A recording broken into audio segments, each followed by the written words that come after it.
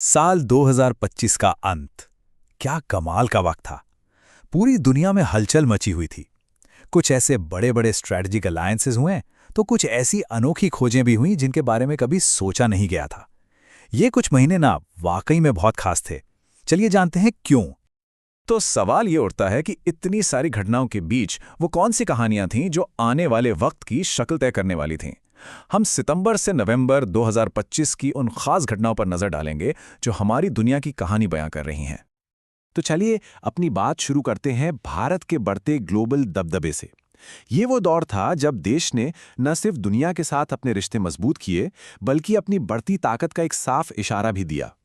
अब ये देखिए, ये एक बहुत ही दिलचस्प तस्वीर दिखाता है। एक तरफ भारत अमेरिका के साथ मिलकर युद्ध अभ्यास कर रहा है, जो कि बहुत मुश्किल हालात में लड़ने की तैयारी है। तो वहीं दूसरी तरफ रूस के बड़े जापद अभ्यास में भी हिस्सा ले रहा है। और यूके के साथ कोंकण और जापान के साथ जीमेक्स जैसे नेवल अभ्यास ये दिखाते हैं कि भारत अपनी समुद्री सुरक्षा को लेकर कितना सीरियस है।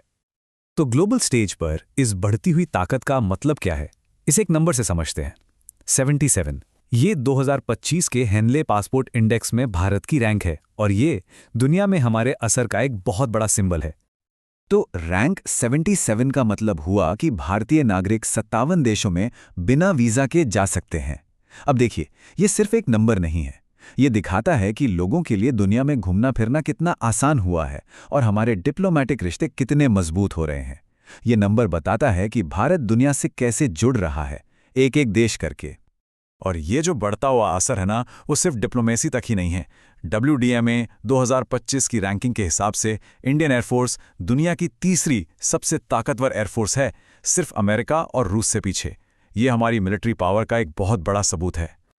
चलिए अब थोड़ा गेयर बदलते हैं। डिप्लोमेसी और डिफेंस से हटकर अब बात करते हैं साइंस और इनोवेशन की।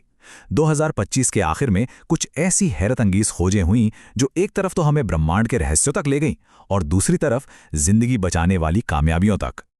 ये देखिए, इंसानी दिमाग की कोई सीमा नहीं है। एक तरफ हम एक नया खगोलीय पिंड खोज रहे हैं जो कुछ वक्त के लिए हमारी पृथ्वी का चक्कर लगा रहा है, और दूसरी तरफ यहीं धरती पर भारत में बनी एक नई एंटीबायोटिक जिंदगियां बचा रही है, जो पब्लिक हेल्थ के लिए एक बहुत बड़ी छलांग है। तो ये क्वासी मून या अर्ध चंद्रमा आखिर है क्या चीज? आसान भाषा में समझिए, ये एक तरह का स्पेस रॉक है जो धरती के साथ एक अजीब से डांस में फंसा हुआ है, जिसकी वजह से ये कुछ वक्त के लिए हमारे दूसरे चांद जैसा लगता है ना दिलचस्प? चलिए अर्जुन 2025 PN7 के बारे में कुछ और मजेदार बातें जानते हैं। इसे खोजा है नासा ने, और ये हर 128 दिन में धरती के पास से गुजरता है। और सबसे कमाल की बात, वैज्ञानिकों का मानना है कि ये 2083 तक हमारे साथ रहेगा। सोचिए जरा, अपनी जिंदगी में ही कुछ वक्त के लिए 2 चांद देखना। आप जरा वापस धरती पर आते हैं। यहां भी एक बहुत बड़ी कामयाबी मिली। भारत ने नेफिथ्रोमाइसिन बनाई। ये देश की पहली पूरी तरह से स्वदेशी, मतलब यहीं बनाई गई नई एंटीबायोटिक है। दुनिया में जिस तरह एंटीबायोटिक दवाओं का असर कम हो रहा है, उसे देखते हुए ये खोज पब्लिक हेल्थ और साइंटिफिक आत्मनिर्भरता के लिए एक बहुत बड़ी जीत है। तो साइंस की इन बड़ी बड़ी कामयाबियों से अब रुख करते हैं हमारे अपने प्लैनेट, हमारी धरती की सेहत की तरफ। और यहाँ की कहानी थोड़ी कॉम्प्लेक्स है। इसमें चुनौतियां भी हैं और उम्मीद की किरण भी। देखिए, मैंग्रोव के जंगल ये हमारे प्लैनेट की हेल्थ के लिए कितने जरूरी हैं, ये हम सब जानते हैं। ये क्लाइमेट चेंज से लड़ने में हमारी पहली डिफेंस लाइन की तरह है। और 2025 में इन कीमती जगहों को बचाने और फिर से हरा भरा करने के लिए दुनिया भर में नई कोशिशें शुरू हुई। लेकिन एक तरफ एक चिंता की बात भी थी। 2025 की ग्लोबल फॉरेस्ट लॉस रिपोर्ट ने बताया कि भारत ने सिर्फ 5 सालों में बहुत बड़ा जंगल का इलाका खो दिया। पर अच्छी खबर यह है कि इस चुनौती का जवाब भी दिया जा रहा है। अक्टूबर 2025 में देश की कुदरती धरोहर को बचाने के लिए 5 नए wild life conservation projects launch किए गए, जो दिखाता है कि हम इसे लेकर अब कितने संजीदा हैं। और आखिर में बात तो यही है ना, कि हमारे प्लैनेट की सेहत कोई ऑप्शन नहीं है, ये हमारी जरूरत है। और इस तरह की कोशिशें यही पक्का करने के लिए हैं ताकि आने वाली पीढ़ियों का भविष्य सुरक्षित रहे।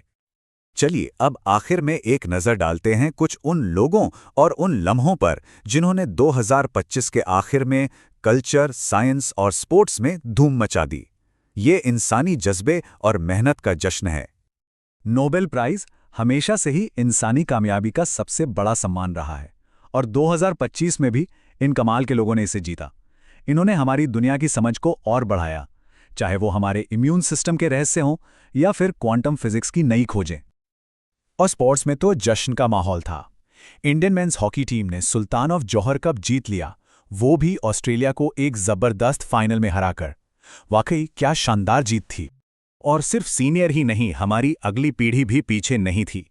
भारत की अंडर 17 फुटबॉल टीम ने सैफ चैंपियनशिप की ट्रॉफी उठाई और नेपाल को हराकर एक यादगार जीत हासिल की, जिसने पूरे देश के फैंस को जोश से भर दिया। खेल के मैदान से हटकर किताबों की दुनिया में भी एक बड़ी जीत हुई। सुनील अमृत को उनकी किताब द बर्निंग अर्थ के लिए बहुत बड़ा ब्रिटिश अकेडमी बुक प्राइज मिला। उनकी किताब पिछले 500 सालों के एनवायरनमेंटल इतिहास पर रोशनी डालती है, जो हमें हमारे प्लैनेट के बारे में बहुत कुछ सिखाती है। तो जब हम 2025 के इन आखिरी महीनों को देखते हैं तो क्या दिखता है? एक तरफ मजबूत होते रिश्ते, दूसरी तरफ साइंस की बड़ी छलांगें और साथ में इंसानी जज्बे की जीत। पर सवाल ये रह जाता है कि इनमें से कौन सी घटना आने वाले सालों में सबसे ज्यादा असर डालेगी? क्या वो एक नया चांद होगा, एक जिंदगी बचाने वाली दवा, या फिर दुनिया में भारत की नई पहचान? खैर, ये तो वक्त ही बताएगा। हमारे साथ जुड़ने के लिए शुक्रिया।